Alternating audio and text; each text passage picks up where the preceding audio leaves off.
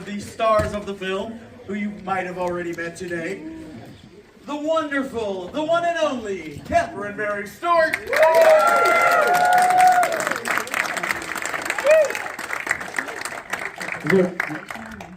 That one's louder, and I'm a very loud person, so this will work.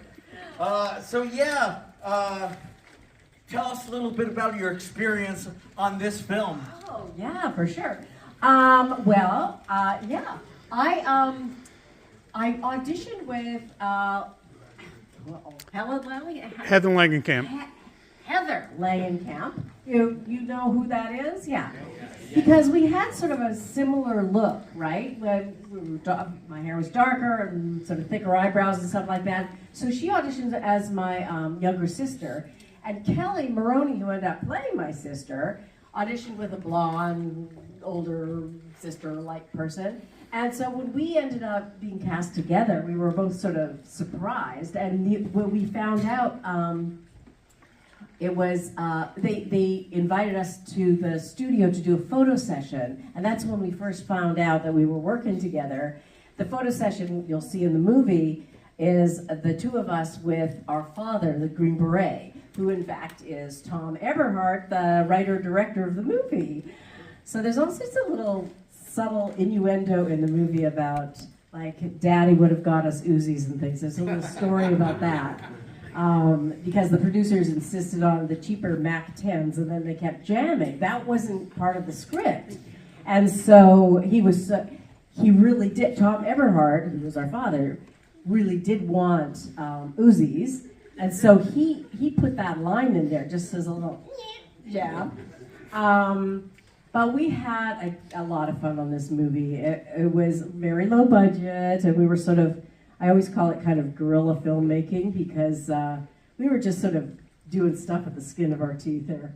And what I look back on and am sort of amazed by is the fact that all that stuff we shot in downtown LA was really downtown LA in the 80s. I mean, everything just shut down back then. It was mostly banks and, business people would come in, but there was nobody living down there back then. So they could actually shoot downtown LA looking completely deserted, because we shot it like Christmas Day or Christmas Eve or something like that. You could never do that nowadays, except maybe with CGI or something like that. But we had a great time, and Kelly and I are really good friends still. And it was a wonderful experience, and I love the movie too. Does anyone have any questions for her before we begin? All right, we got at least two. We got three. Are you staying for the film? I am going to go back to Manhattan because I've had a very busy couple of months, and I'm exhausted. I just need to get some sleep. I won't get home until like 11:30, so I'm a weenie. Do you have a favorite song off the soundtrack? Oh my gosh.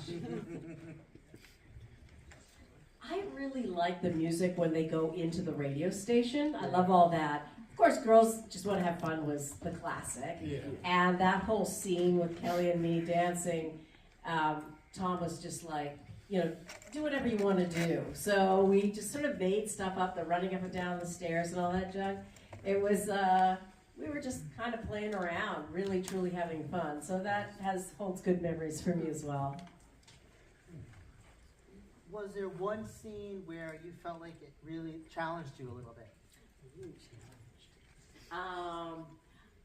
Well, I don't know if it was challenged, but one scene that I loved was the scene in the back alley with the zombie, where we have that whole fight scene. I mean, it was challenging in that you had to sort of make it look real and everything, I guess.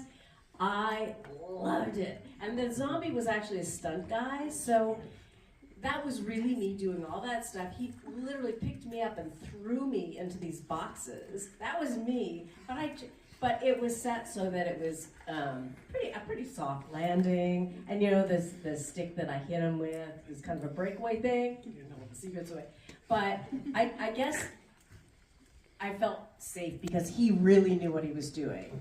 And he could look after himself if I lost control of my kicks and things like that. It's a great scene. I love that scene. Yes. When Matt first started doing Cult Cafe about 5 or 6 years ago, this was the movie I told him he's got to get. Yeah. Night of the Comet is like the quintessential cult movie that they used to play like on Night Flight and all that stuff all the time. Yeah. So I would love to ask you like an action question, but I gotta ask you this question. Okay. Your hair in this movie is unbelievable. It almost deserves like its own Billy. It's a character all its own, right? How you did your hair?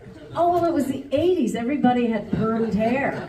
The bigger the better, baby. I had so much fun in the 80s in terms of all that stuff. We had a gas with the makeup and the hair and the clothes. It was all sort of outrageous, but so much fun. I loved my hair. I have so many pictures of this hair. But yeah, it's sort of like its own, so it should have gotten its own credit, right?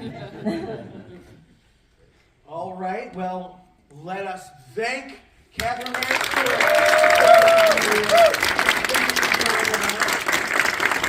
And thanks to Bob Hackney for helping us get this together.